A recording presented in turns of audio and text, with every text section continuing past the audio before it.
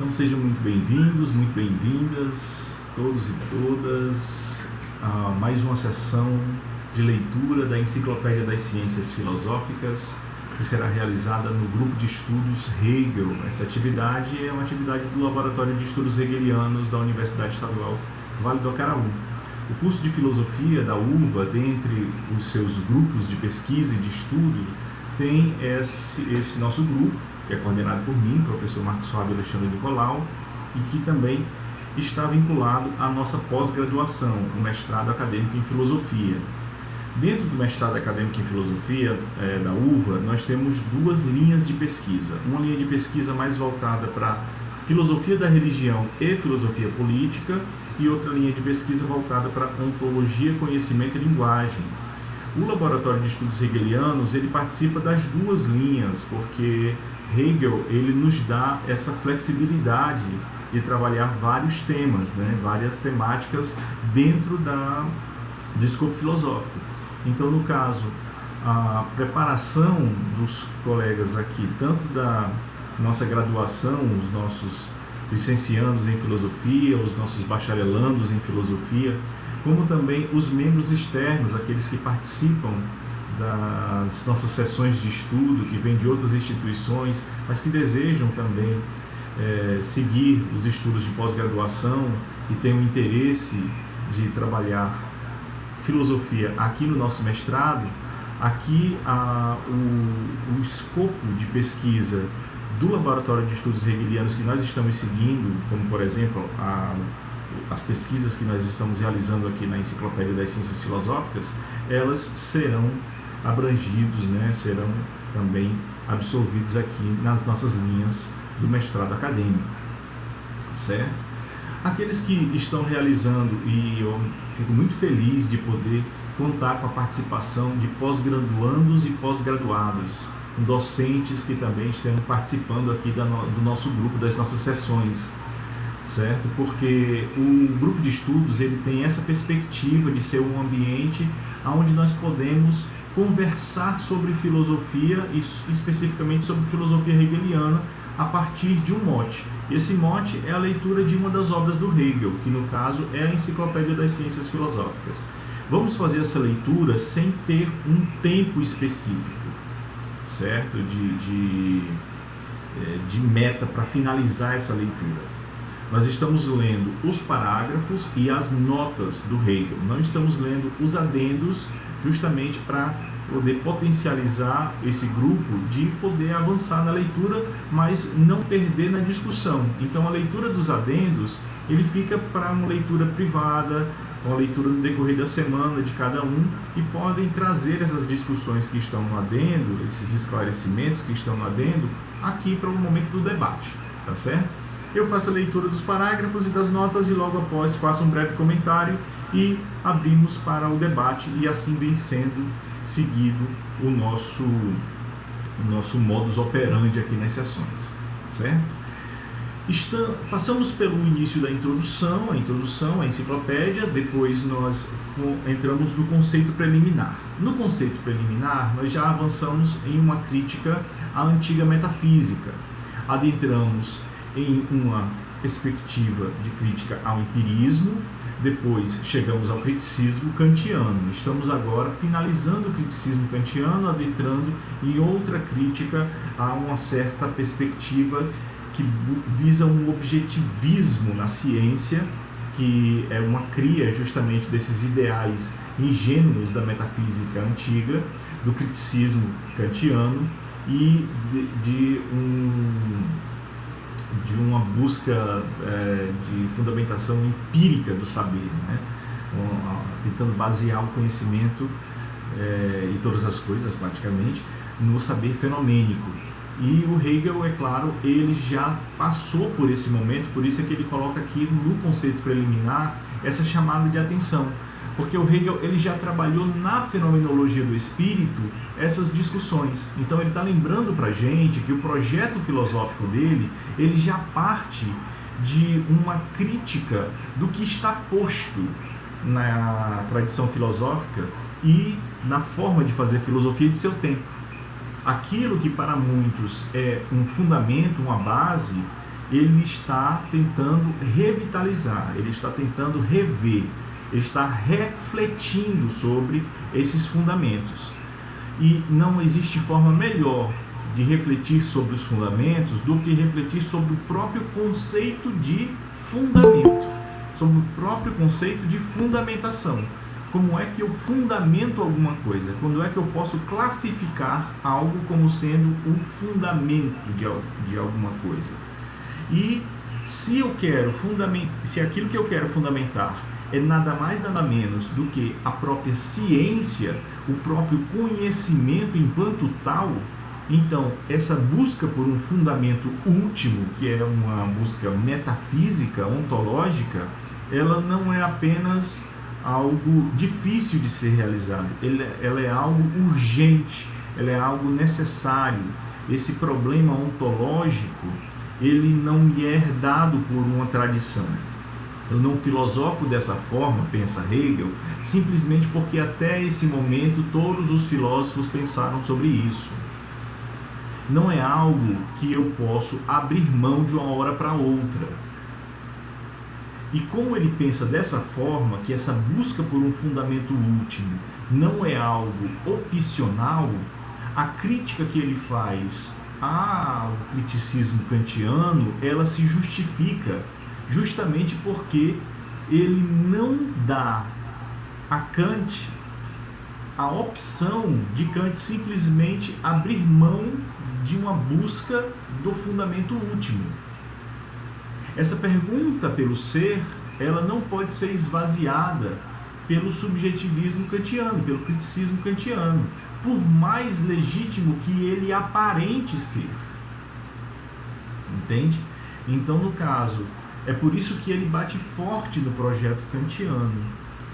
Né? No último parágrafo que nós lemos, no 62, do 60 ao 62, nós vimos o Hegel, inclusive, chamando o projeto kantiano de ingênuo, chamando o projeto kantiano de preguiçoso, chamando o projeto kantiano de tautologia, ou seja, que Kant não deu a essa busca de fundamento via empiria nenhum tipo de acréscimo, nenhum tipo de vantagem, nenhum tipo de originalidade assim, do que eles já sabiam, né?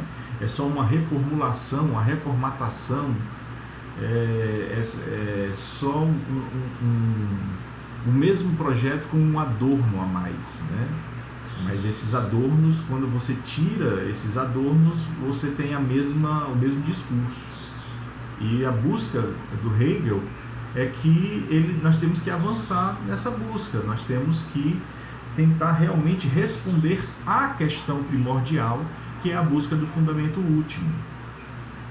O fundamento último, ele é vital. Então, o projeto cartesiano de fundamentação das ciências, ele não é algo que deve ser perdido no tempo. Não é algo que é próprio de um momento da história. É algo que sempre está posto a todo aquele que pretenda conhecer algo, conhecer o mundo, conhecer o real. Então, para ele não é algo opcional. Daí, a ideia de ontologia para o Hegel está completamente vinculada à ideia de epistemologia. Ontologia e epistemologia, elas são indissociáveis. Não há como separar a nossa dimensão epistemológica, que quer saber, da dimensão ontológica, que é, né? Aquilo que existe, não está dissociado daquilo que eu sei, né? Daquilo que eu conheço, das verdades, né? Então esse é o projeto que nós vamos chegar, inclusive, quando ele estiver lá na frente, nos parágrafos 80 para frente, 79 para frente, ele vai expor essa dimensão ontológica da lógica. Nós estamos chegando aí. Para hoje, nós vamos retomar a leitura do parágrafo 63, basicamente a partir do nosso a partir da nota, certo? A partir da nota da observação que ele faz à apresentação desse parágrafo. Deixa eu lançar aqui na tela. Prontinho, nós paramos aqui no parágrafo 63. Eu vou reler esse parágrafo e vou iniciar a leitura da nota e nós entramos na discussão da nota. Tudo bem? Tudo ok? Ao mesmo tempo, se afirma que a verdade é para o espírito, de modo que é só pela razão que o homem subsiste, e que a razão é o saber de Deus. Mas, porque o saber mediatizado deve ser limitado somente a conteúdo finito, a razão é assim saber imediato, ela é fé. Aí, no caso, nós já fizemos uma discussão preliminar desse parágrafo, adentramos na nota. Saber, crer, pensar, intuir, são categorias que se apresentam desse ponto de vista, as quais, por serem pressupostas como bem conhecidas, com demasiada frequência só são empregadas arbitrariamente conforme meras representações e distinções psicológicas. O que unicamente importa, sua natureza e seu conceito, não é examinado. Encontra-se, assim, o saber muito corretamente oposto ao crer, enquanto, ao mesmo tempo, o crer é determinado como saber imediato, e, portanto, reconhecido também como um saber. Achar-se-á igualmente como um fato empírico que esteja na consciência o que o homem crê, e que, assim, ao menos disso se saiba, e também esteja na consciência como algo certo o que se crê, e que assim se sabe. É interessante nós já vermos aqui, nesse parágrafo, o Hegel trazendo à tona um conceito que o Edmund Husserl depois, com sua fenomenologia, ele já vai ter que enfrentar, que é a questão do psicologismo, que o Kant também já trouxe à baila, essa ideia de que o que é que nós estamos tratando no final das contas quando nós estamos conhecendo alguma coisa. Nós estamos falando sobre conceitos de algo real. Hoje nós estamos tratando sobre os conceitos que a nossa mente constrói para si. É algo de caráter subjetivo ou é algo de caráter objetivo? É algo de caráter objetivo que a subjetividade alcança? Ou é a forma que a subjetividade possui de representar, ainda que de forma muito esvaziada, muito sem vínculo com o real, muito pobre nesse sentido, o que a coisa é, o que o objeto é, o que o fenômeno é. De um lado você tem uma perspectiva que joga na nossa psique, na psicologia, no estudo de como a nossa mente funciona, todo o problema do conhecimento, e do outro lado você tem uma perspectiva que joga na nossa capacidade de absorver a realidade e traduzir a realidade, como se aquela ideia de uma verdade enquanto correspondência, nós captamos os conceitos que correspondem diretamente ao que as coisas são na realidade, Então não é que nessa segunda hipótese o que nós captamos é o que a coisa é, o que a verdade é. Na primeira hipótese, o que nós captamos é o que as coisas são para nós. E aí você tem um problema de âmbito psicológico ou você tem um problema de âmbito ontológico. E você vê aqui na nota que o Hegel, ele é claro, está nessa opção aqui. Para ele é um problema de âmbito ontológico. O que é que nós temos que combater? essa perspectiva que quer pôr esse problema no âmbito psicológico. Porque se tudo está no âmbito psicológico, é como se nós estivéssemos construindo um mundo para nós. Nós já discutimos isso um pouco na sessão passada, né? É como se nós estivéssemos construindo um mundo para nós e que se exploda o que o mundo realmente é. O que interessa é o que o mundo é para mim, né? Como ele surge para mim. É isso que me importa, é isso que me interessa. Só que, convenhamos, né? O Hegel acho que chegou a essa conclusão até de uma forma bem simples. Se eu me proponho a ir para esse lado mais psicologista do problema, a possibilidade de eu ser surpreendido com questões que a minha psique ainda não captou, mas que são parte do mundo e fazem parte do mundo, variações de realidade, né, e que para mim seriam incompreensíveis porque ainda não pensadas, porque ainda não traduzidas em conceito psicológico para mim, então eu realmente viverei de espanto a todo momento. E o mundo, ele se torna uma grande roleta russa para mim, né?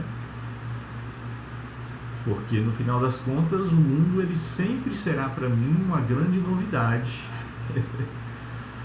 Né? E a possibilidade de eu considerar que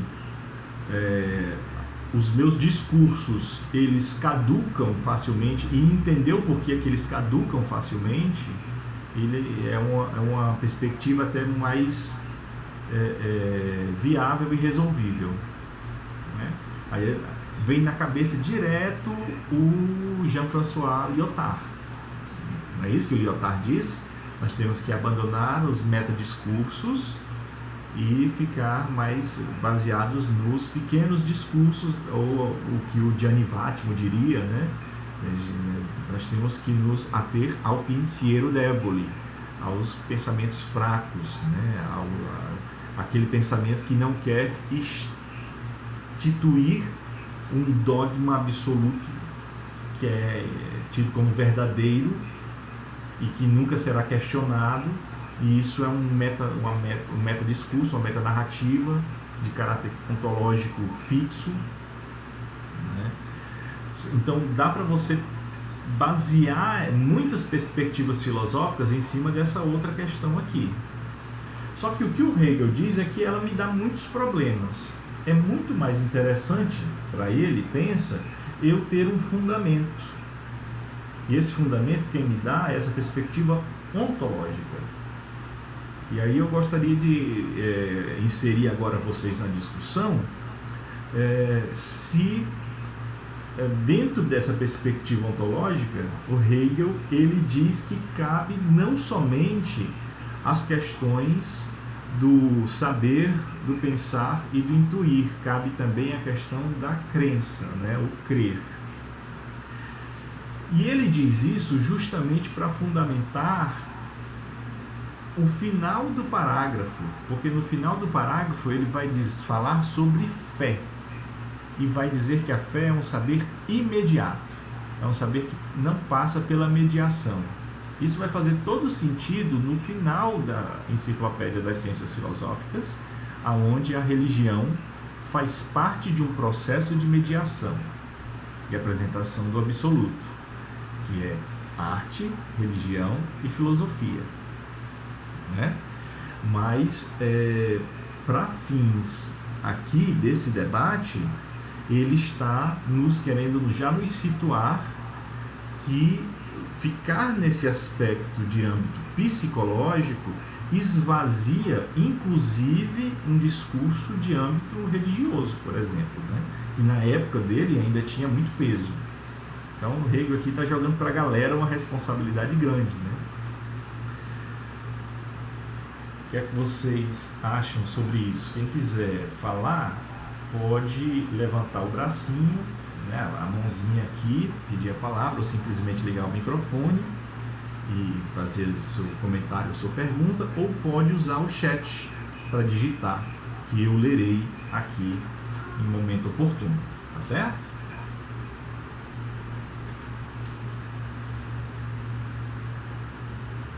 Enquanto vocês se preparam, eu vou seguindo aqui na leitura para a gente ir adiantando aqui a nota. Além disso, é sobretudo o pensar que desse modo se opõe ao saber imediato e à fé, e particularmente ao intuir, quando o intuir é determinado como intelectual. Isso não pode significar senão o intuir pensante. Se não se quer entender diversamente por intelectual aqui, onde Deus é o objeto, também algo como representações fantásticas e imagens. Ocorre na linguagem desse filosofar que se fale do crer também a respeito de coisas ordinárias da presença sensível. Jacob diz: cremos ter um corpo. Cremos na existência das coisas sensíveis. Porém, quando se trata da fé no verdadeiro e eterno, e de que Deus se revelaria no saber imediato, na intuição, essas não são coisas sensíveis, mas um conteúdo em si universal, que só são objetos para o espírito pensante. Também, ao entender-se a singularidade como eu, como a personalidade, enquanto não é um eu empírico, uma personalidade particular, principalmente quando a personalidade de Deus está diante da consciência, trata-se da personalidade pura, isto é, universal, em si. Uma tal personalidade é pensamento e só compete ao pensar.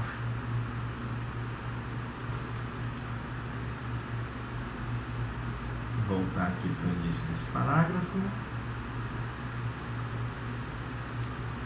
Então, notemos aqui, só para situar todo mundo, é uma crítica ainda a essa perspectiva kantiana, é uma crítica também a essa perspectiva que busca fundamentar o conhecimento, a ciência, enquanto tal, no fenômeno, né? E aí o Hegel está estressando essa ideia. Ele vai mostrando as lacunas, os problemas, os erros a qual essa perspectiva pode nos induzir, pode nos levar, né? Ou aos problemas, aos becos sem saída, né? Aos momentos trágicos que essa perspectiva pode nos levar. Por isso é que ele diz que quando nós nos questionamos sobre o que são essas atividades, o pensar, o crer, o intuir, o sentir, né?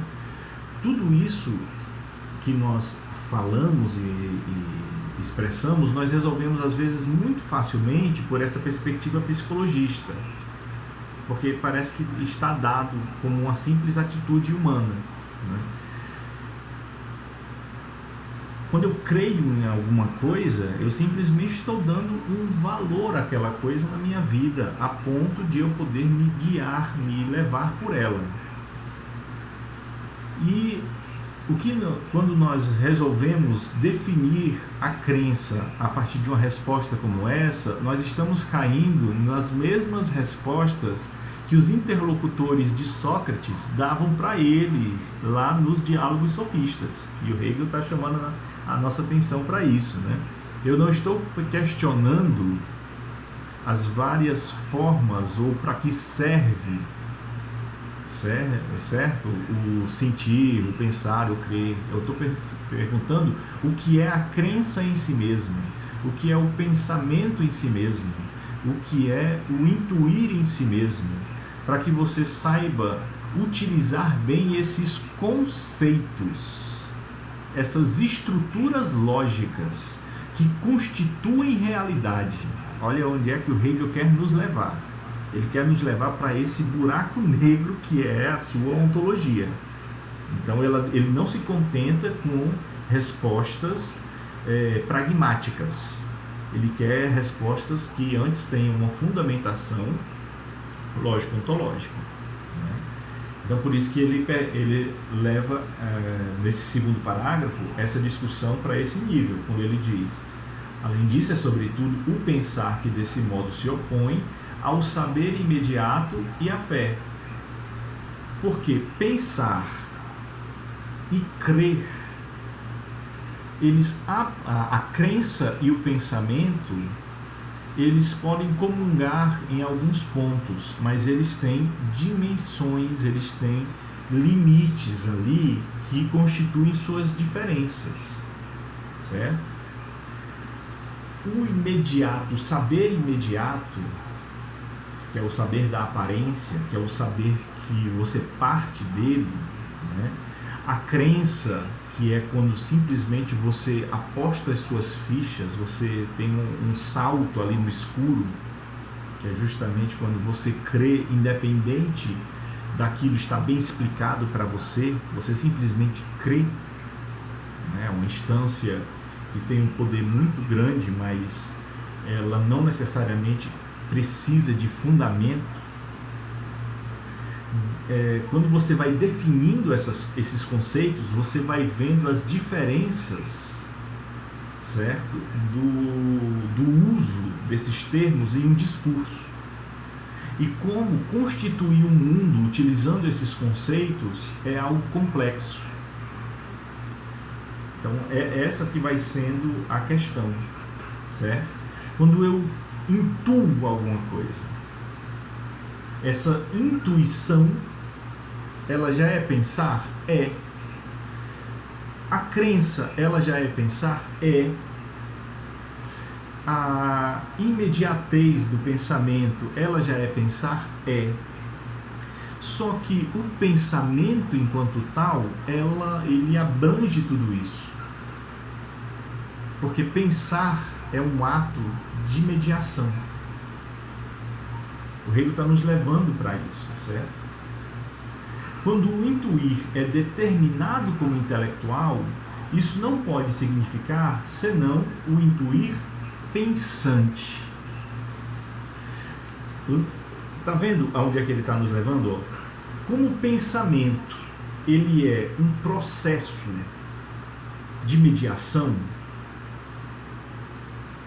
porque ele é um determinar discursivo, ele acaba sendo algo muito mais complexo e muito mais rico do que os outros termos, que são formas de pensamento que ainda estão em determinação, são processos de determinação, mas que, vistos somente na sua própria definição, eles ainda não são processos acabados. Por exemplo, a intuição, você intuir alguma coisa, certo?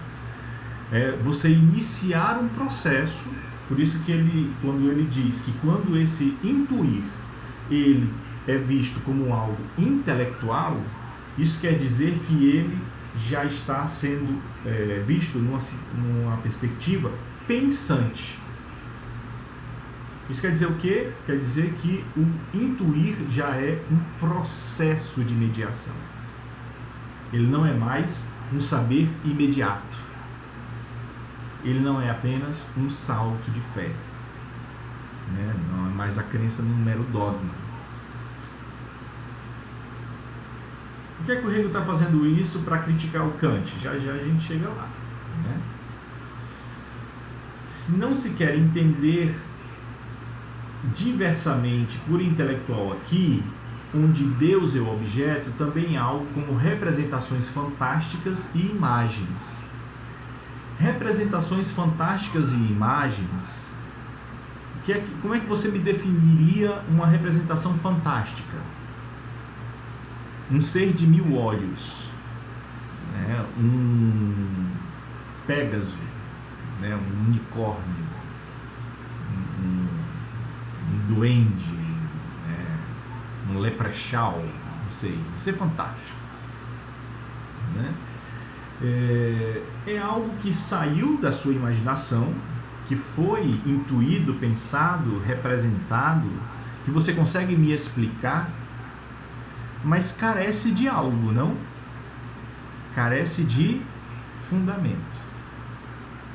Carece de uma fundamentação para que a sua existência seja plena, seja real, seja efetiva. Faltam-lhe elementos. Então, essa falta de mediação, essa falta de determinação, essa falta de realidade é algo que torna as representações fantásticas ou meras imagens de pensamento. Quando o Hegel coloca aqui a perspectiva intelectual, ele está remetendo a um processo de pensamento.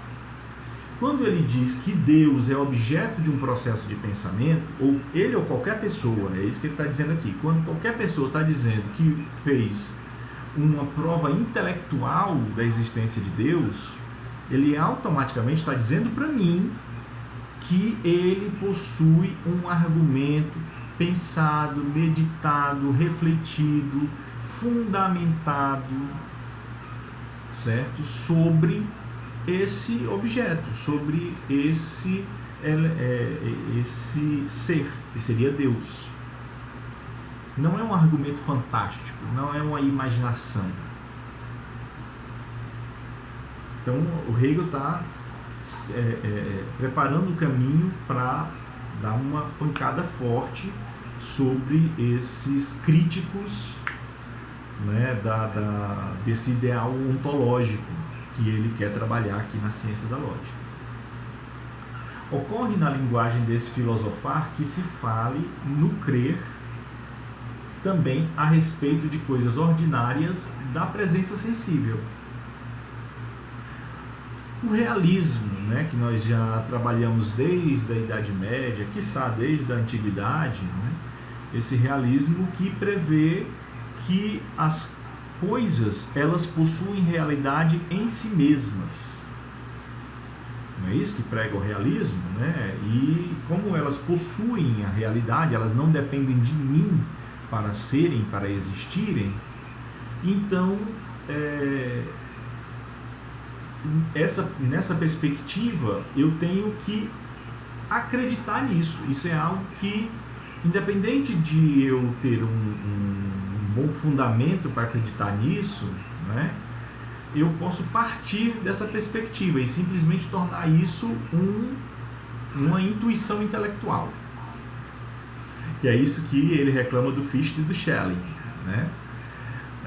O Fichte e o Schelling, eles têm essa perspectiva de estabelecer um fundamento e não trabalhar muito bem a exposição desse fundamento na perspectiva do Hegel, e a partir desse fundamento construírem a sua filosofia, o resto do seu filosofar.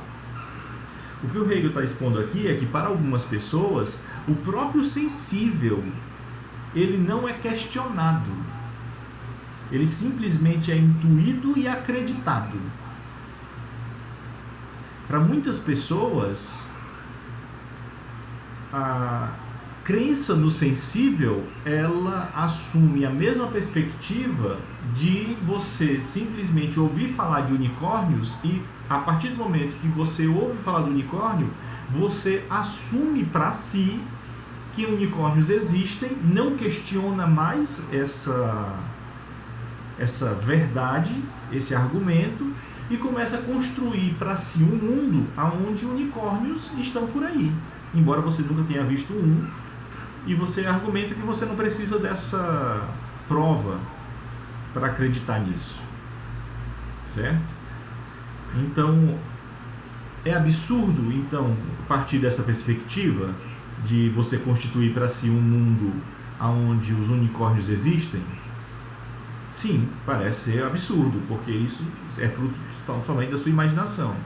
Então, se esse argumento é absurdo, por que você usa a mesma lógica para fundamentar a sua crença no sensível? Como assim? Por que você acredita no sensível sem antes fundamentar a existência do sensível, a realidade do sensível, o seu acesso ao sensível? Nota, o Hegel está sendo muito meticuloso na crítica aos fundamentos do filosofar da sua época, para poder mostrar para a gente que ele tem uma proposta diferente, que é o que ele vai lançar na lógica, que depois vai ser desenvolvida na filosofia da natureza e que depois vai ser arrematada na filosofia do espírito. O seu sistema filosófico, ele é urgente, entende? Porque se nós filosofarmos com base nisso que está dado aqui em 1816, que é quando ele escreve essa primeira versão da enciclopédia, e em 1830, quando ele faz a última revisão, então a gente tá muito mal, porque olha aqui, a gente está comparando a nossa crença no real a quem tem crença em unicórnios, em imaginação pura. Quem acredita que tem um ser de 1000 olhos andando por aí, entende? Aí lá vai a crítica ao Jacob. Jacob diz: cremos ter um corpo, cremos na existência das coisas sensíveis. Porém, quando se trata da fé no verdadeiro e no eterno, e de que Deus se revelaria no saber imediato, na intuição, essas não são coisas sensíveis, mas um conteúdo em si universal, que só são objetos para o espírito pensante. Então, existe uma falta de crítica radical aqui. Porque quando você diz, eu creio no sensível, aí todo mundo diz, tá ok, tranquilo, o fenômeno está posto, então é permitido que você tenha essa crença no sensível, eu aceito de boas.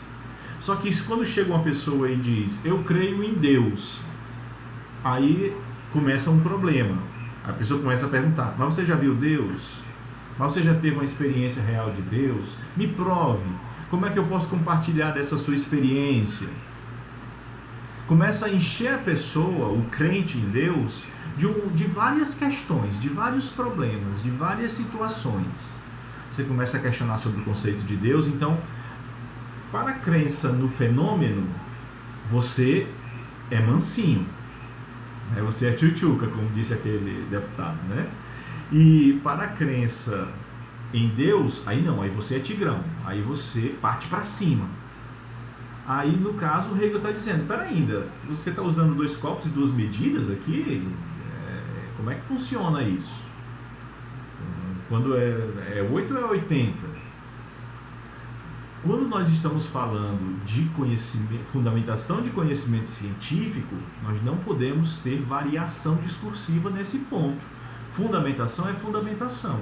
Eu preciso de um crivo, eu preciso de um critério. Esse critério ele não pode ser flexível para uma perspectiva e não ser para outra. Certo? Vamos lá, o colega Joamir fez aqui uma questão. Professor, essa percepção do sensível é confrontável pelo próprio Hegel? Refiro-me, diante das realidades do mundo físico, ações humanas, daquelas pessoas que sentem um sensível e o transcendem, se não tiver no contexto, desconsidere indagações, né, que estão sendo realizadas.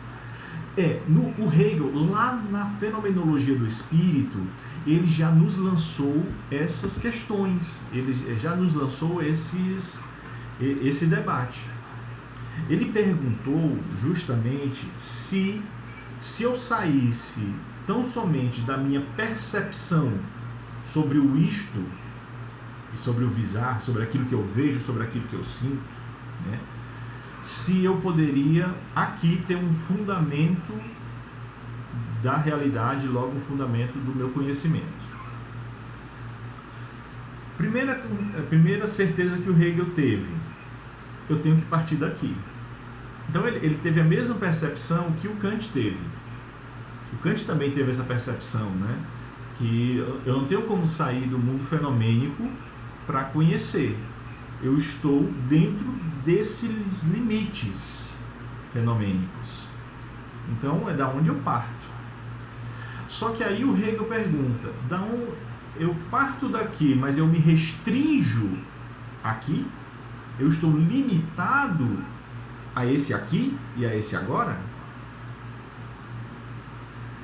Aí ele faz a brincadeira sobre as palavras aqui e agora. O agora é noite e o agora é dia. O aqui é Sobral, se essa verdade ela se mantém no espaço e no tempo. Se essa minha percepção sobre a realidade ela se mantém no espaço e no tempo. Se esse meu conhecimento, ele realmente, se ele estiver baseado no sensível, então ele se mantém. Só que não, ele varia. Aquilo que eu escrevo agora é dia. Estou em Sobral. Com o passar do tempo, o agora é dia não perde o seu valor, e com o deslocamento de espaço, chega um momento que eu cruzo os limites de Sobral e o aqui não é mais Sobral. E aí? O que é que isso me diz? Isso me diz que não basta apenas o elemento sensível para estabelecer verdade, para estabelecer conhecimento. Preciso juntar, mesclar, mediar esse conhecimento sensível com o conhecimento intelectual, com o entendimento. E é por isso que o próximo capítulo na fenomenologia, o capítulo 3, é o entendimento. Só que o entendimento, ele tem que lidar com o quê? Com contradições. E é por isso que o capítulo do entendimento me lança para a razão. Me lança para o capítulo da razão. E na razão começam a vir outros elementos, que são as paixões, né? E são vários elementos que começam a cruzar o caminho da consciência em busca de fundamentação epistemológica. E isso acontece com todas as pessoas.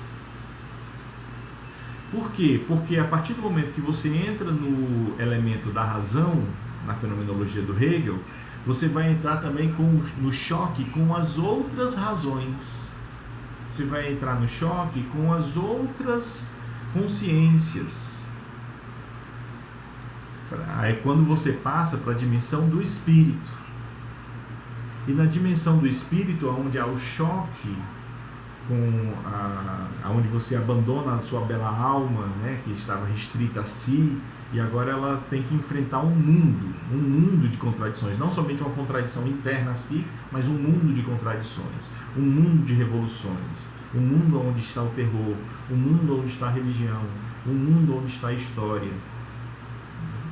E aí quando ele percebe isso tudo, que ele não é só que ele tem que ter toda essa discussão em âmbito macro, não somente no âmbito micro, de dentro de si, aí ele está aberto a ir em busca de um saber absoluto, de um saber que tudo pode conhecer.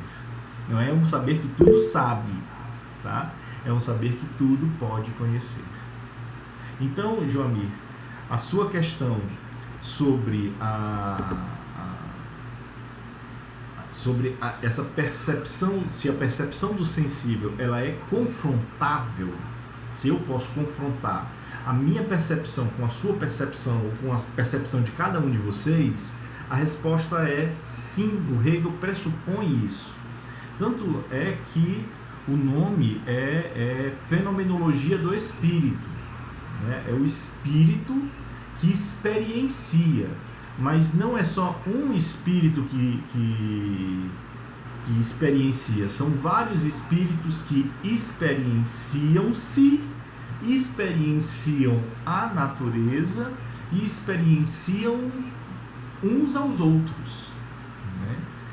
Então, a grande certeza que nós temos é que há uma mediação entre sujeito e objeto. Sujeito e objeto, percebido e percebente, eles são conectados. Eles fazem parte de uma mesma substância, né? Que é uma terminologia legal, inclusive tem uns textos bem legais do professor Alfredo Moraes sobre essa questão da substância em Hegel, né? Que a substância, ela é justamente essa mescla, esse sujeito e esse objeto. Compreender isso é muito importante para você entender como Hegel foge do psicologismo, porque o psicologismo mantém tudo no nível de uma consciência fechada em si, que capta tudo conceitualmente, mas esse conceitualmente ele só está em âmbito psicológico, não está em âmbito ontológico. Essa perspectiva de uma substância que ela traz para dentro de si o sujeito, não como algo somente conhecido, mas algo que também lhe permite conhecer a si mesmo, ou seja, ele lhe molda também, ele interage com você também, você é também produzido pela sua ida ao objeto. Sem essa ida você não é o que é. Então, isso é muito interessante. Aí, no caso, deixa eu ler aqui mais comentários aqui. O Rander pergunta, seja muito bem-vindo, meu caro, né, a sua primeira participação, que a crítica a essas formas de crença em Hegel leva a mediação como desespero, né, ou desaparecimento, desaperação, né? Tem a tradução aqui, se quiser pôr um termo em espanhol para o tradutor não atrapalhar, como uma espécie de autocorreção, como o ceticismo se resolve, né? Vou ter que reler, né? Se quiser escrever no espanhol também, para a gente poder ter uma noção, poder reenviar, eu agradeço, tá? Já a gente volta para isso, tá bom, Rander? Joemi coloca assim, certo, quando mesclo e contradigo a razão, ocorre o fragilizar do sensível, dando a ideia de que ele se refaz e é tentado a ser destruído, né?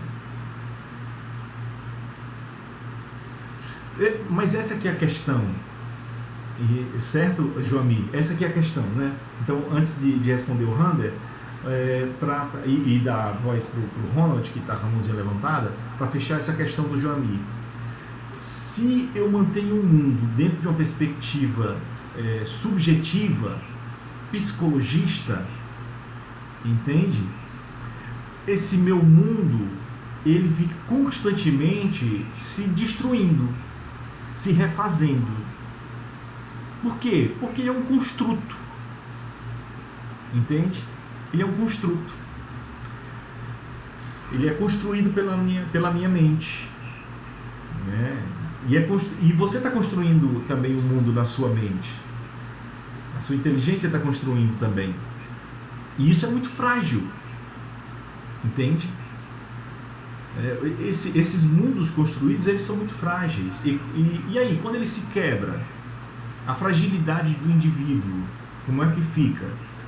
De repente, o meu mundo, aquilo onde eu estava baseando os meus pés, ele não se sustentou. E aí, como é que eu fico? Eu caio, né? É um pouco do que é a sensação ontológica que o Martin Heidegger, lá em Ser e Tempo, ele tenta nos passar. O Heidegger, ele diz que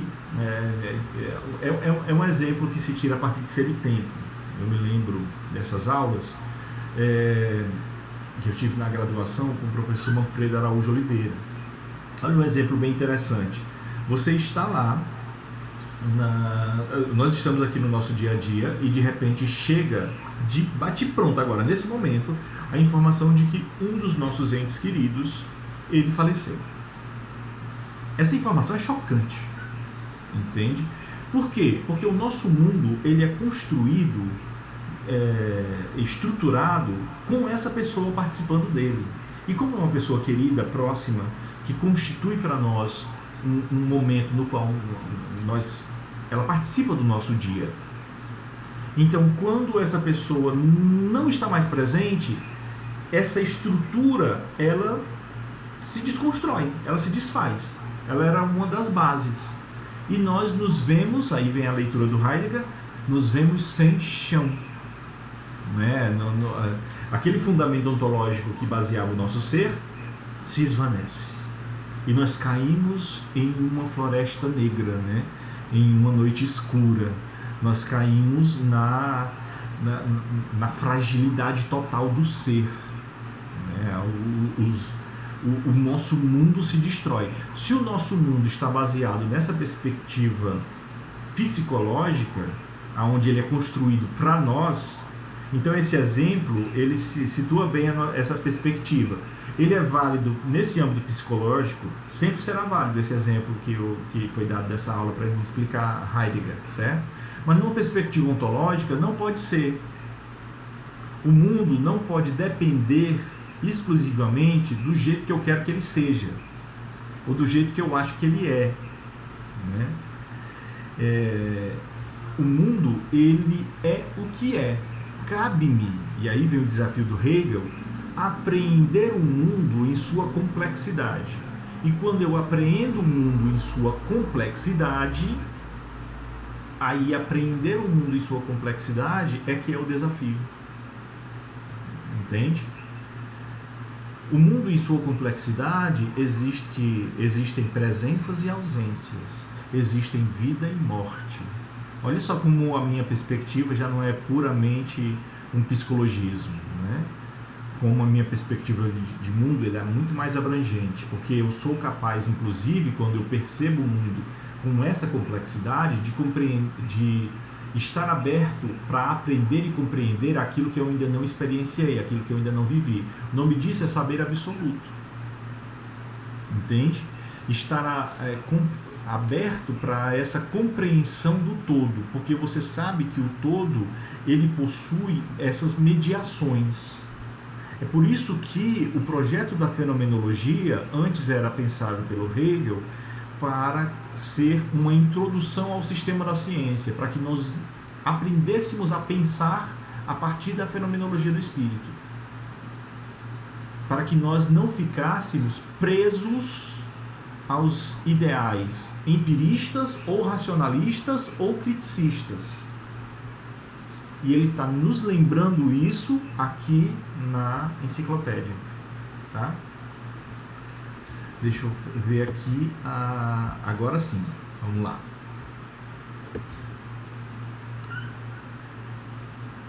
Então a questão é se a crítica de Hegel às formas de crença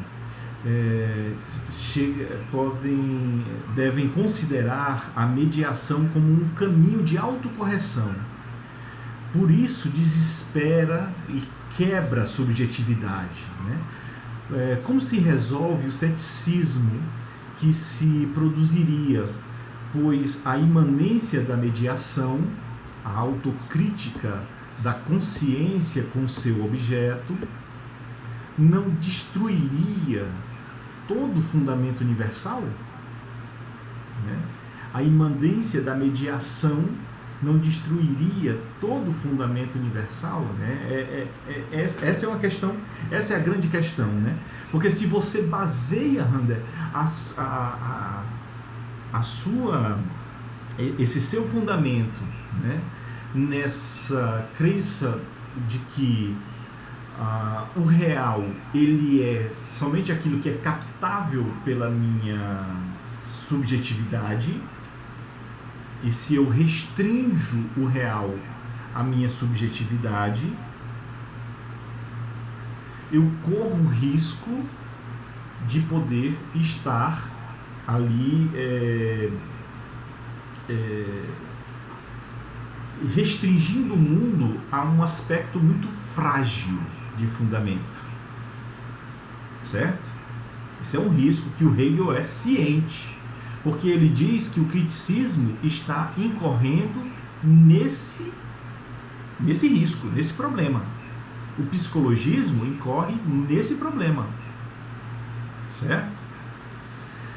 Por outro lado, o cético, quando ele diz que não há verdade, quando ele diz que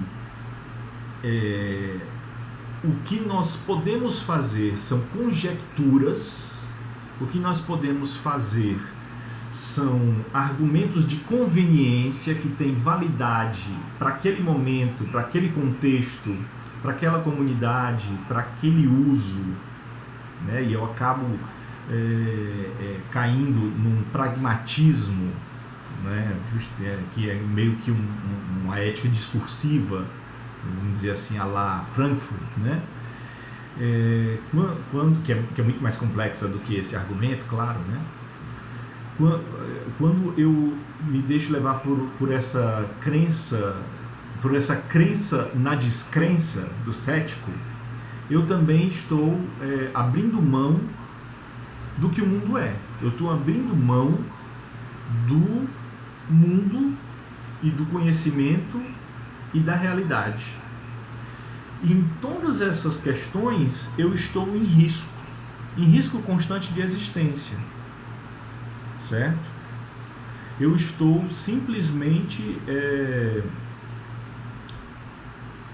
abrindo mão da própria vida, né? Porque a minha vida, eu preciso não apenas significá-la para mim, ela tem que ter sentido, né? Porque para existir com os outros, para conviver com os outros, para ser inserido no meio, para que o mundo ocorra, há de se ter uma lógica, há de se ter uma estrutura, há de se ter um sentido, há de se ter um processo ali ocorrendo que garanta, que fundamente realidade, certo? Isso é fático para o Hegel, isso não é questionável. Quanto mais ingênuo, quanto menos eu saber sobre isso, menos eu contribuo nesse processo de existência. E daí vem... e aí eu caso com isso, porque eu fiz pesquisa sobre o conceito de religião em Hegel. Então, a teodiceia hegeliana, e vocês sabem que o conceito de teodiceia é justamente uma busca de fundamentação de Deus. Você está querendo fundamentar a vontade de Deus, o porquê que o mal existe, o porquê que o mundo foi feito dessa forma e não de outra. É querendo justificar Deus. Você é advogado de Deus na teodiceia, certo? A causa de Deus é colocada ali para ser discutida filosoficamente. Então, a teodiceia hegeliana, ela se mantém justamente nisso. O mundo possui um fundamento, porque a existência precisa de fundamento para ser, para manter-se, para garantir-se. E ela se garante. E ela existe. E nós somos. Isso não é questionável. Estamos aqui, estamos conversando, certo?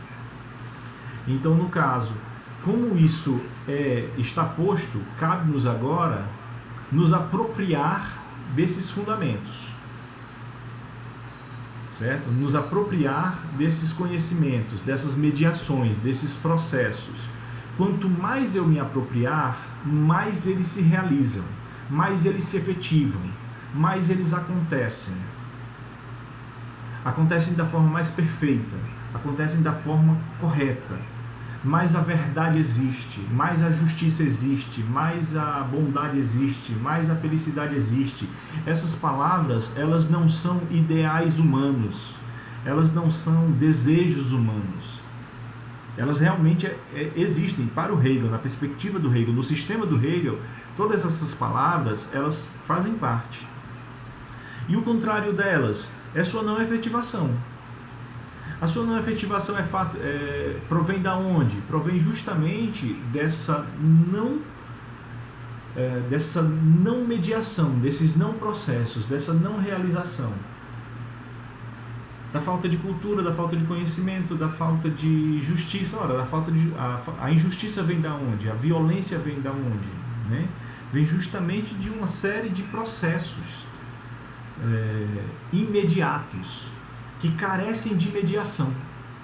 Então o Hegel, para poder garantir nessas existências a sua melhor aplicação, para ele realizar aquilo que o Leibniz tanto cobra, que é o melhor dos mundos possíveis, que para ele é realizável enquanto Estado, lá na filosofia do direito, o Estado é Deus na Terra. Essa frase é muito impactante, muita gente fica dizendo assim, isso é a loucura do Hegel, né?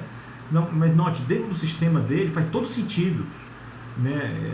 O Estado ser Deus na Terra faz sentido porque é quando você instala no mundo uma lógica, uma estrutura, algo que pode ser refeito por cada um de nós, percorrido por cada um de nós pode fazer esse estado ocorrer, tanto no âmbito privado quanto no âmbito coletivo, certo? É fácil de ocorrer? Não, tem uma série de processos, uma série de mediações, é muito complexo. Quanto mais gente estiver nesse processo, melhor, certo? Mas a saída cética nunca vai ser resultado, nunca vai ser benéfica para a gente. A saída crítica, do criticismo, também não vai ser benéfica para a gente. A saída empirista também não. A saída racionalista também não.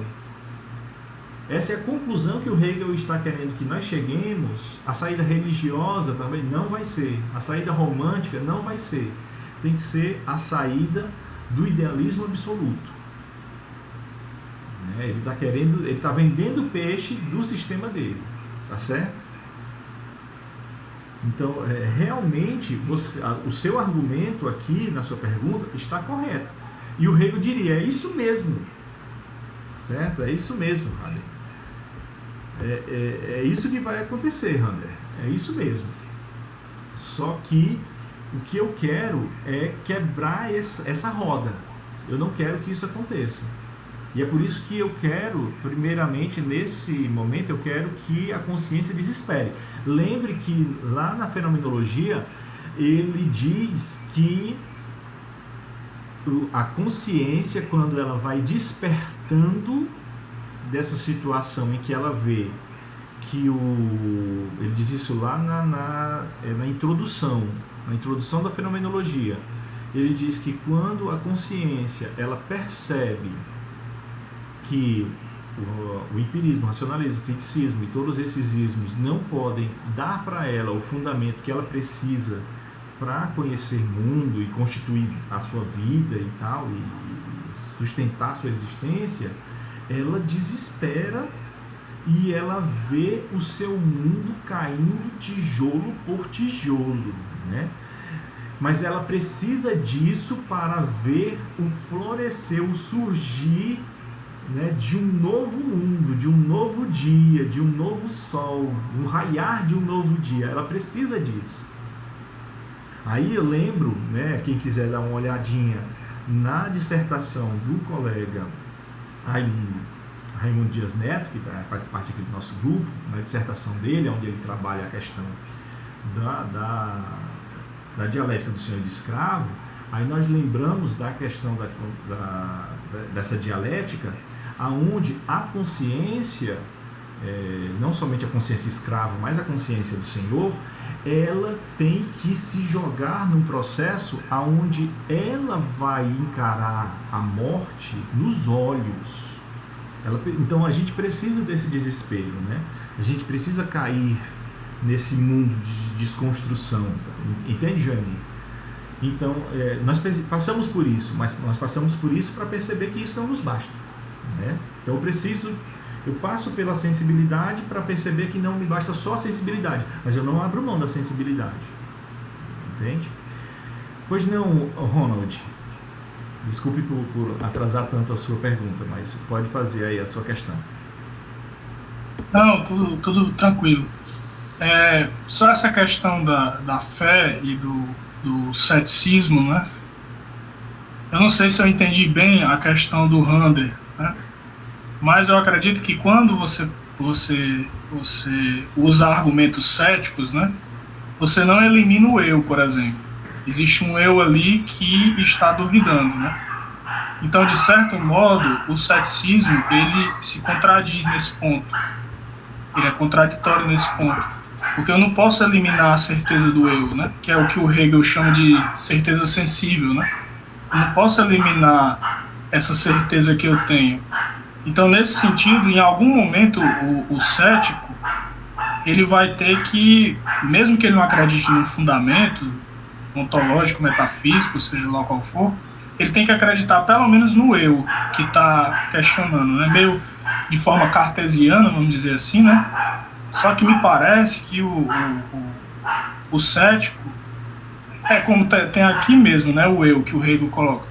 Mas parece que o cético, ele quer eliminar qualquer certeza possível, né? Só que ele chega nesse ponto, mas quem está questionando sou eu, né? Como é que eu vou eliminar quem questiona, né? Seria uma coisa autodestrutiva, entende? Mas o que eu queria falar, antes do Rander falar, eu só falei isso porque eu achei interessante, que é uma coisa que eu já venho pensando, mas o que eu queria falar é mais sobre a questão da fé, porque eu não entendi muito bem quando você falou, professor, que a fé é um tipo de pensamento, né? O pensar, a fé está no pensar, né? Só que ao mesmo tempo a fé não tem nenhuma imagem, não tem algo concreto, né?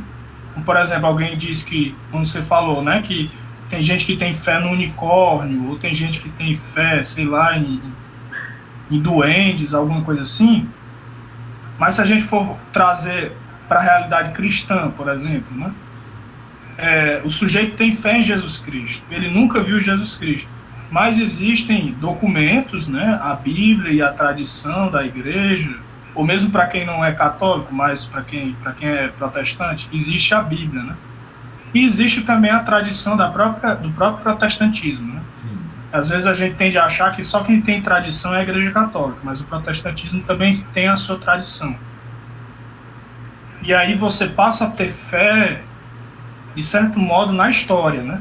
Na história que está sendo contada ali, que Jesus morreu, que Jesus sofreu, e que existem discípulos, e que esses discípulos repassaram a história, e a tradição toma conta dessa história, né? Então você passa a ter fé nessa história. Mas não é uma fé ainda objetiva, né? No sentido de que a própria Bíblia diz, por exemplo, lá em Hebreus, né? Diz que a fé é a certeza das coisas que não se veem. Então eu não estou vendo Deus, eu não estou vendo, por exemplo, a caridade, né? Não é uma coisa palpável, mas você faz, de certo modo. E é inquestionável, pelo menos para mim, que quando você faz uma caridade ou algo que se aproxime disso, tem uma recompensa, uma volta, certo?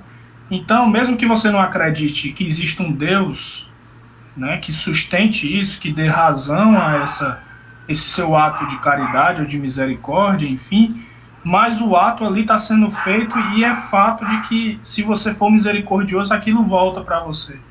Agora, porque é pela experiência, né? Já é uma fé da experiência. Não é uma fé abstrata, né? Como às vezes a teologia quer colocar, né? Uma fé assim muito teórica que é destituída da experiência, né? Então é só isso que eu queria colocar nessa questão entre o ceticismo, que ao meu ver é contraditório, e a fé, por outro lado, né? Seria o oposto do ceticismo, né? Não é bem assim, não é que se acredita em Deus exatamente, né? Você tem as religiões orientais, no budismo, por exemplo, não existe a ideia de Deus, mas existe a ideia de um estado de iluminação, né? Então, nesse sentido, há uma fé que o ser humano pode se iluminar, né? Pode ser iluminado, entendeu? Então tem esses dois extremos aí, da fé e do ceticismo.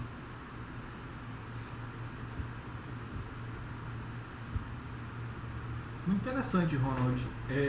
Essa questão tem muito a ver com essa proposta hegeliana, né? É por isso que ele trabalha mais à frente com esse aspecto religioso. Ele vai tornar a fé, e a gente já entrou nessa discussão inclusive, né? Até trouxemos o Feuerbach à baila aqui, né, para conversar com a gente, que o aspecto religioso ele tem uma dimensão que ele não está apenas, né, quando a gente falou sobre espiritualidade, né, sobre mística, que o aspecto religioso ele não tem somente uma dimensão de âmbito teórico, não é só o dogma que me importa, né? Ele tem um fundamento, uma dimensão antropológica, ele tem uma dimensão cosmológica, né? A questão da fé tem essa, né, nos remete a um âmbito religioso, e a religião nos remete a uma questão que ela não pode ser vista de uma forma tão unilateral como às vezes as pessoas tentam restringir, principalmente aqueles que são aqueles críticos radicais da religião. Então essa sua perspectiva é muito interessante, porque primeiramente do ponto de vista cosmológico, do ponto de vista de tentar ordenar o cosmos, né, que para a filosofia é algo que a gente viu nascer lá com Aristóteles e com os pré-socráticos, com Aristóteles, né? Essa busca de fundamentação última tem a ver justamente com esse âmbito de tentar fundamentar o cosmos, o todo, né? A realidade, o universo. Aí no caso, o Hegel, ele vai dizer o seguinte: eu estou querendo fundamentar o absoluto, certo? Mais na frente, na própria enciclopédia, eu vou tentar demonstrar para vocês que o absoluto, esse fundamento último, esse agente da história, né, esse realizador da história, que é o espírito absoluto, ele traz dentro de si uma estrutura de mediação que eu apresento na ciência da lógica. Essa estrutura de mediação que eu apresento na ciência da lógica, ela é materializada, ela é objetivada, ela é tornada uma existência física, e por isso que eu trabalho lá na filosofia da natureza com a sua existência física, biológica, química, né? Por isso que eu demonstro essa existência dessa dimensão de mediação nesse âmbito não somente de cunho lógico, mas também de cunho material. E aí eu demonstro que no próximo passo que essa estrutura também é vivenciada do ponto de vista espiritual, cultural, histórico, humano. Aí é que entram a arte, aí entra a religião. A arte, a religião e a filosofia, elas são expressões, né? É como o absoluto se expressa no mundo. É muito interessante isso. Então, quando ela se expressa no mundo, ela se expressa a partir de uma perspectiva no âmbito religioso, também mediado, também dialético, também especulativo. E é por isso que, ao analisar as religiões, lá no curso que ele fez, mas também em todos os momentos em que ele trabalhou com religião nos seus escritos, inclusive aqui na enciclopédia também, ele vai dizer que dentre as religiões, desde as religiões naturais, religiões antigas, até chegar às religiões da época dele, religião moderna, o cristianismo trouxe um elemento muito interessante, que foi a ideia de um Deus que traz o negativo para dentro de si, um Deus que traz a contradição para dentro de si, um Deus dialético, né? Um Deus que é vida plena, mas que morre. Mas que não só morre, ele não permanece na morte, nada é perene nesse Deus, ele também renasce, ele também ressuscita. Ou seja, Deus está em devir. Olha que coisa fantástica que a religião cristã deu para a filosofia especulativa hegeliana. Então, no caso, por isso é que a religião, ela expressa, ela é toda a exposição desse Deus? Não. Ela é toda a exposição desse absoluto? Não. Né? Mas ela expressa, ela é uma das formas de expressão. Então, para o Hegel, dar à religião a sua importância e relevância é algo que ele precisa, ele necessita aqui para que o seu sistema se imponha. No entanto, aqui, quando ele está falando, e ele toca em religião, e ele toca em sensível, e ele toca em ceticismo, ele está colocando elementos que para o público leitor dele são elementos bem conhecidos, todo mundo tinha um bom domínio sobre esses conceitos e sobre o histórico do uso desses conceitos em outras teorias, em outros filósofos, e ele está mais preocupado com a forma, com o uso desses conceitos. Ele está usando esses conceitos como se fossem exemplos. O que ele está preocupado é, você está usando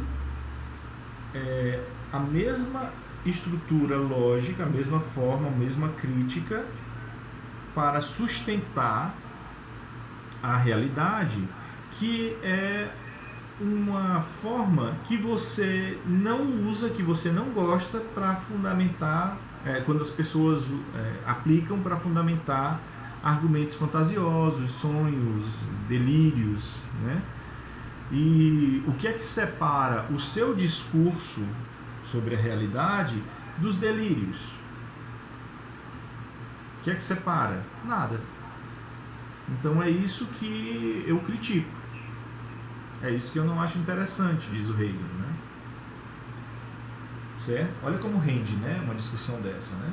Vamos então para a próxima questão aqui. Então, agradeço demais a questão do colega Ronald.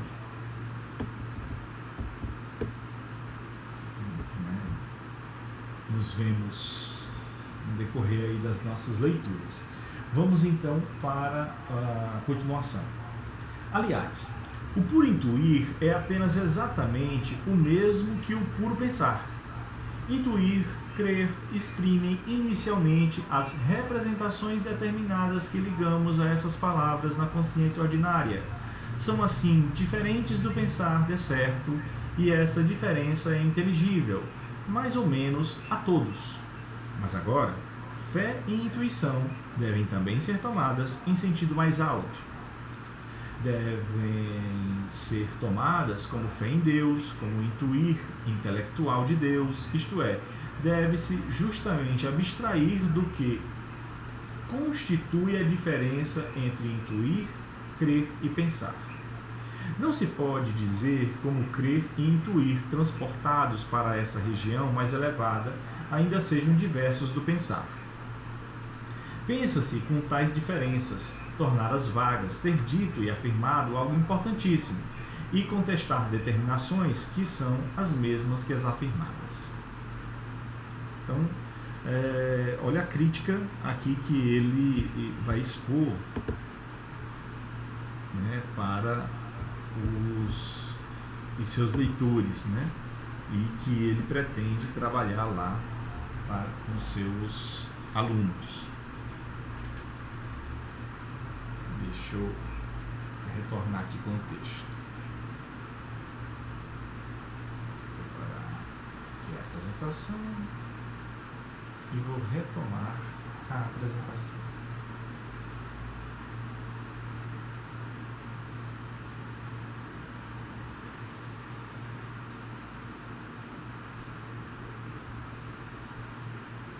Então, ele vai chamar a atenção justamente porque o intuir, certo, é exatamente o mesmo que o puro pensar.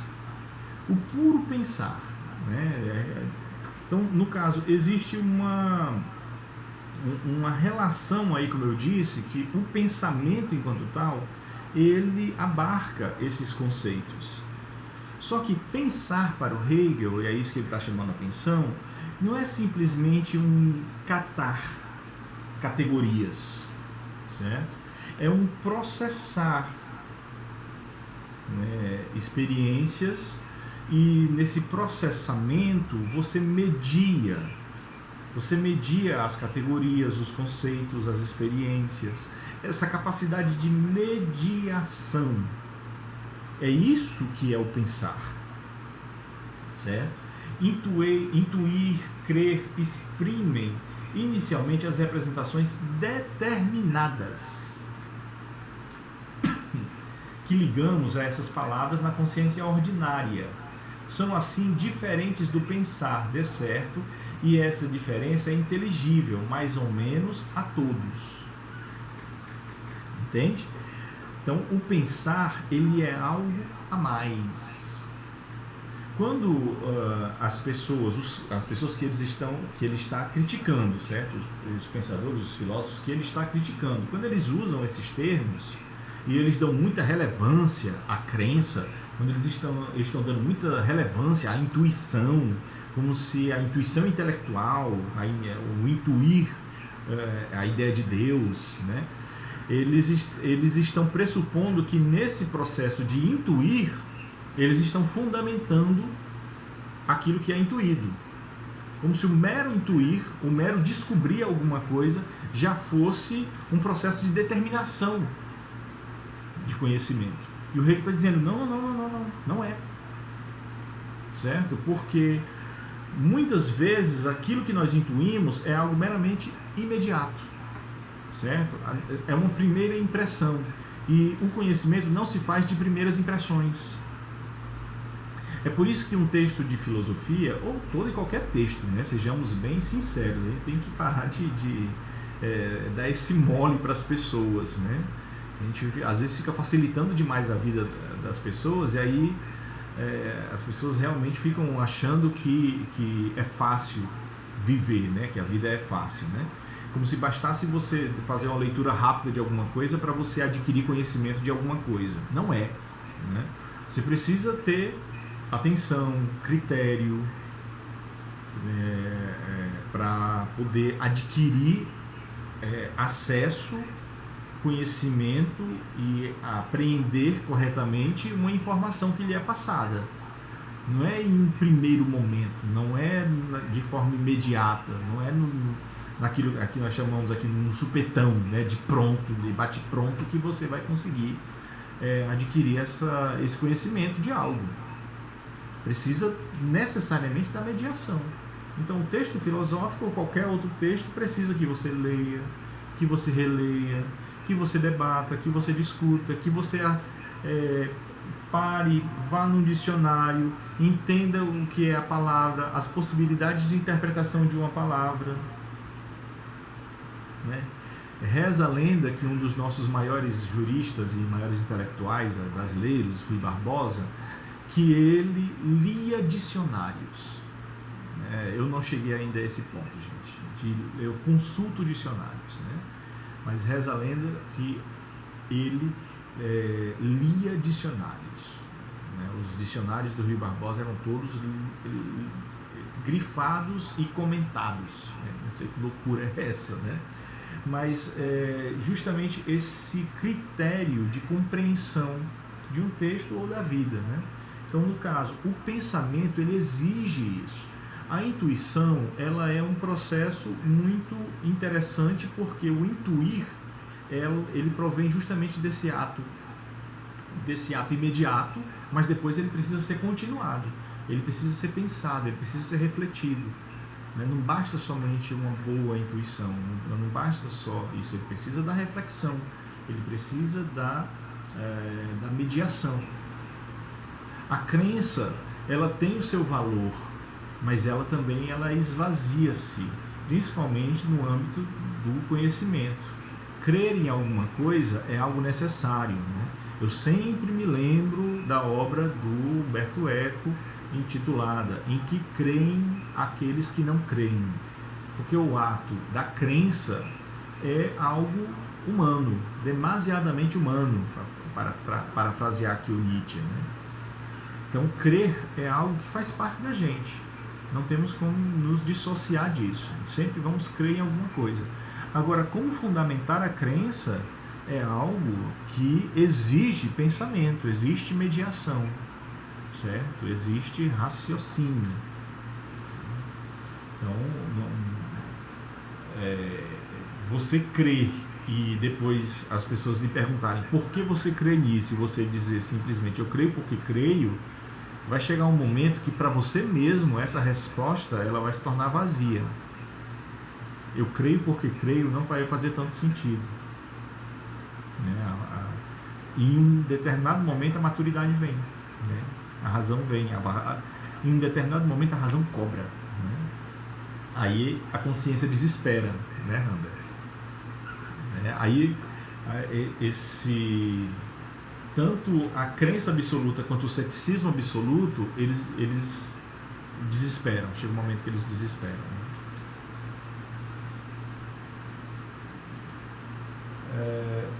Mas agora, fé e intuição devem também ser tomadas em sentido mais alto. Vê? O Hegel ele diz, olha, eu vou trabalhar de uma forma mais elevada essas questões. Por quê? Porque eu preciso da religião, esse elemento é humano, eu não posso simplesmente abandonar, dizer que religião não serve para nada, certo? Como autores iluministas queriam colocar para a gente. Certo? Os iluministas queriam simplesmente que nós renegássemos a religião e que nós rasgássemos e queimássemos e Fahrenheit 451 para todo tipo de literatura religiosa. Será que esse seria a nossa solução? Há de se questionar isso, né? Não se pode dizer como crer e intuir, transportados para essa região mais elevada, ainda sejam diversos do pensar, né? Por quê? Porque aqui, olha como uma frase dessa já nos leva muito a pensar. Hoje nós falamos muito sobre as fronteiras entre a ciência e a religião. Essa frase aqui já põe essa discussão meio que no bolso. Pare para pensar. Olha a frase. Não se pode dizer como crer e intuir, transportados para essa região mais elevada, ainda sejam diversos do pensar.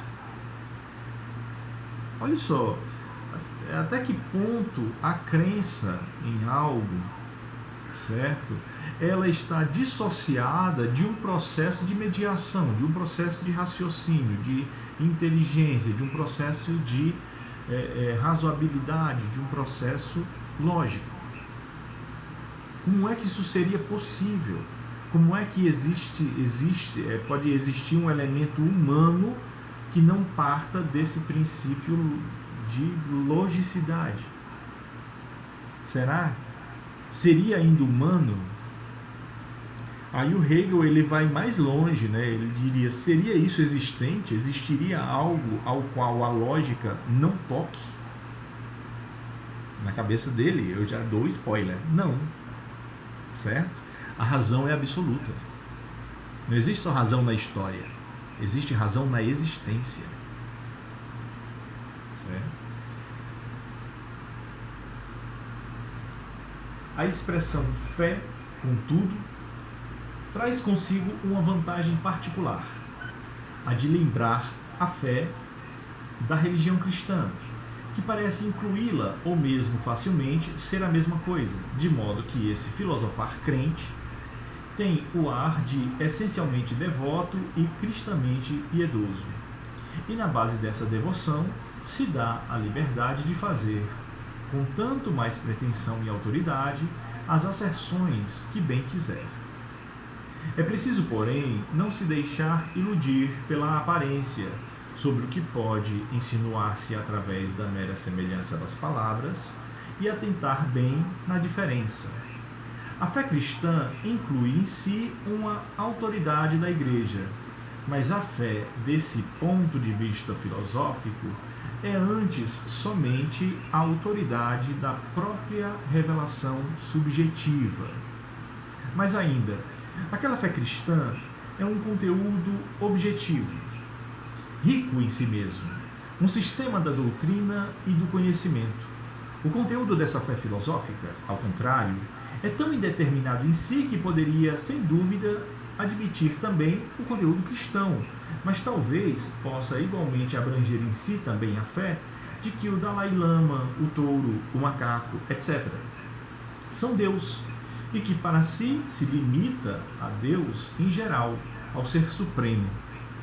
A própria fé, naquele sentido de que deve ser filosófico, não é outra coisa senão o seco abstrato do saber imediato, uma determinação completamente formal que não há que confundir com a plenitude espiritual da fé cristã, nem pelo lado do coração crente e do Espírito Santo que o habita, nem pelo lado da doutrina rica do conteúdo, e nem há que tomar-se por essa plenitude.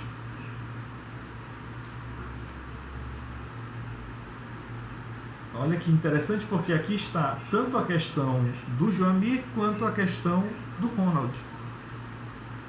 Né? Olha que interessante, porque a fé cristã, ela possui um elemento objetivo, que era aquilo que o Ronald estava falando. Assim, quando eu faço um ato baseado na minha fé, como por exemplo ajudar o próximo, certo? Eu torno concreto, eu torno objetivo, eu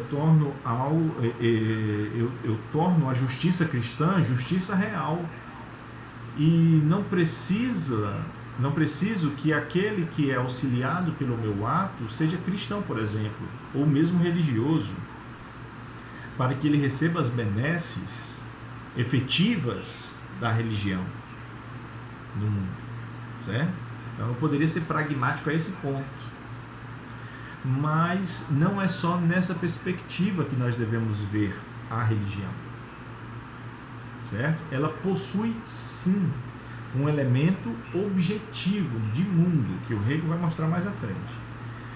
O problema é que a fundamentação filosófica que ele está criticando, ela quer basear o fundamento inclusive da religião na subjetividade.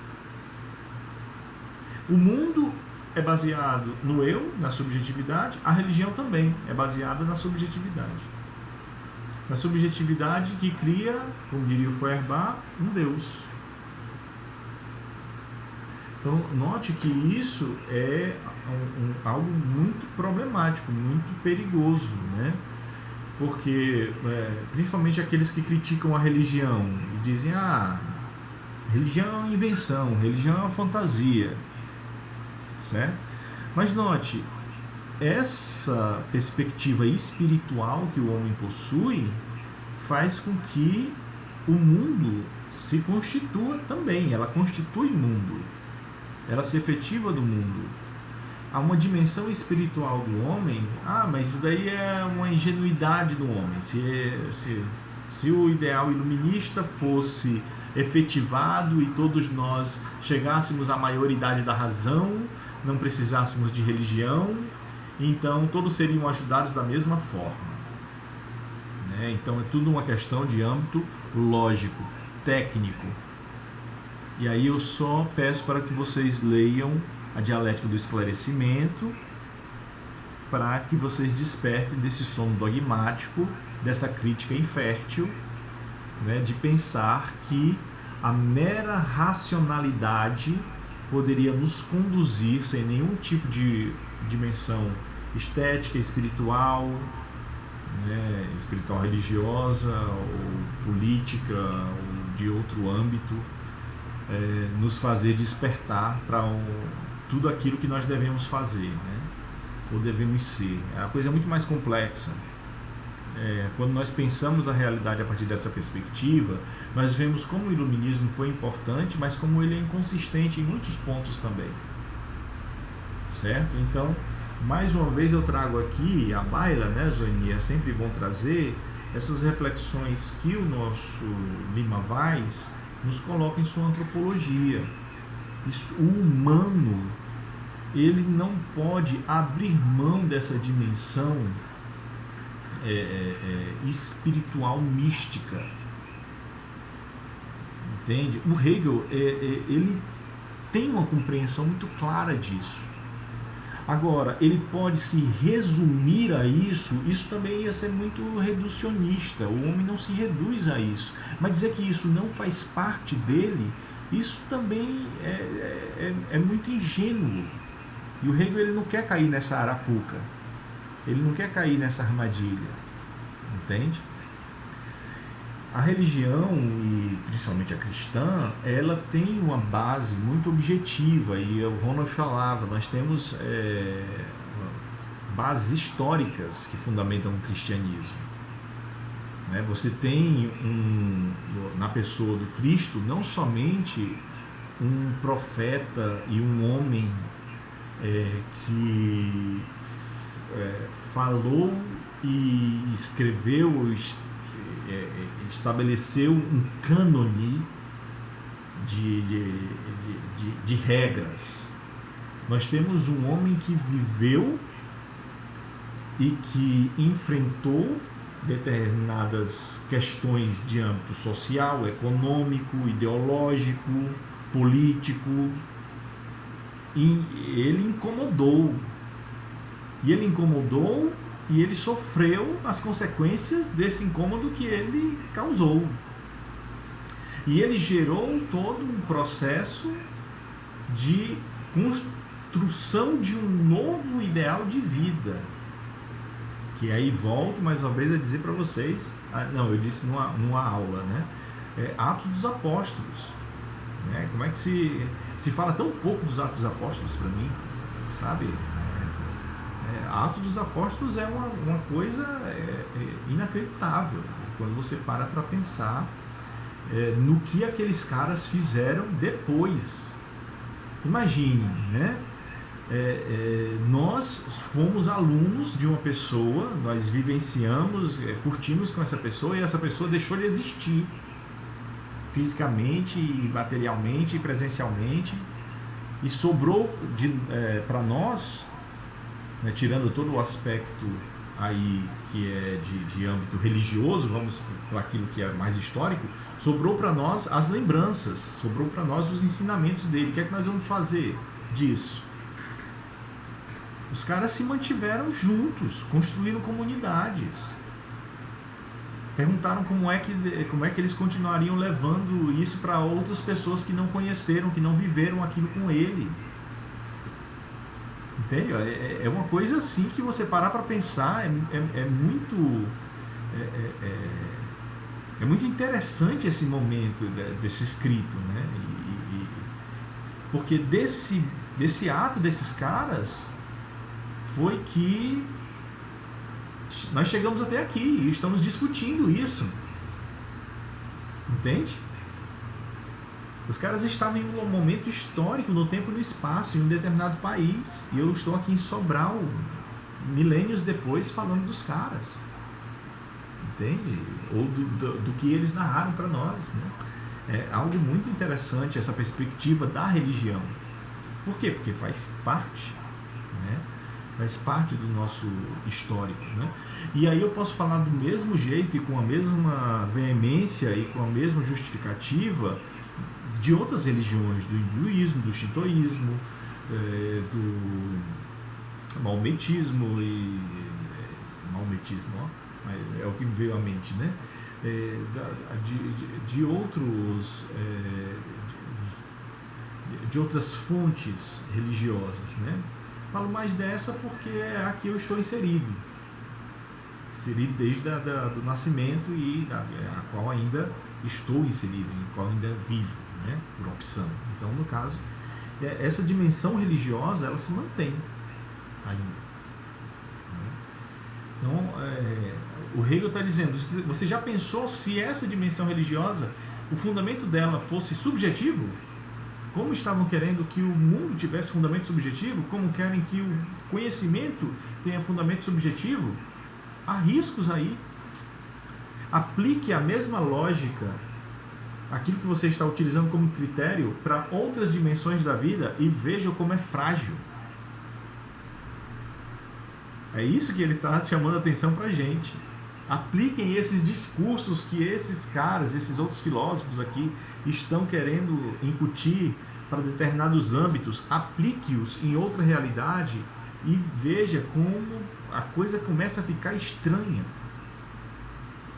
Pois o fundamento último, ele é fundamento de todas as coisas. É isso que eu quero propor para vocês, algo que funcione para todas as coisas.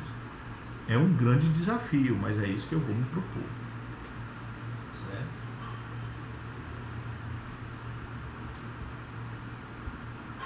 Transformar a própria fé em algo abstrato é algo complicado.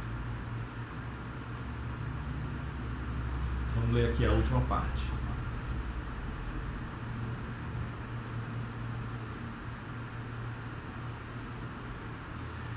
O que se denomina aqui crer e saber imediato é, aliás, exatamente o mesmo que a Lures foi chamado inspiração, revelação do coração, um conteúdo implantado no homem pela natureza e, além disso, também, especialmente, bom senso, common sense, sentido comum. Todas essas formas, do mesmo modo, tomam por seu princípio a imediatez com que um conteúdo se encontra em sua consciência e está nela como um fato. Certo? Então, ele chama atenção, critica mais uma vez essa dimensão, esse partir desses critérios que, quando você verifica assim, eles não são tão bem fundamentados quanto se pensava. Certo? Isso é bem problemático para a gente. Então, findamos assim o parágrafo 64. Alguém tem mais algum comentário a fazer sobre 64 ou 63? Nós chegamos ao nosso teto. Algum comentário ao 63? Caso não, nós então nos preparamos para tentar levar na próxima um pouco mais, né? Mas para mim é muito tranquilo nós irmos desse ritmo. Mas no próximo a gente parte aqui do 64. Vamos tentar avançar o máximo que nós pudermos. Como não há até o momento nenhum comentário a mais, então eu vou pedir que vocês, no decorrer da semana, vocês revejam, revisem, deem uma olhada também lá do começo, lá da introdução, certo? Vejam também essa crítica, essa análise ao criticismo. Vejam se nós deixamos passar alguma questão, vejam os adendos e retomamos a partir do 64. Podem avançar nessa leitura, né? O ideal é nós terminarmos esse semestre com um conceito preliminar. Vamos tentar, mas sem nenhuma obrigação, certo? Eu agradeço demais pela participação de todos, serão muito bem-vindos na próxima semana. Cuidem-se, cuidem dos seus. E até a nossa próxima sessão de leitura. Um abraço.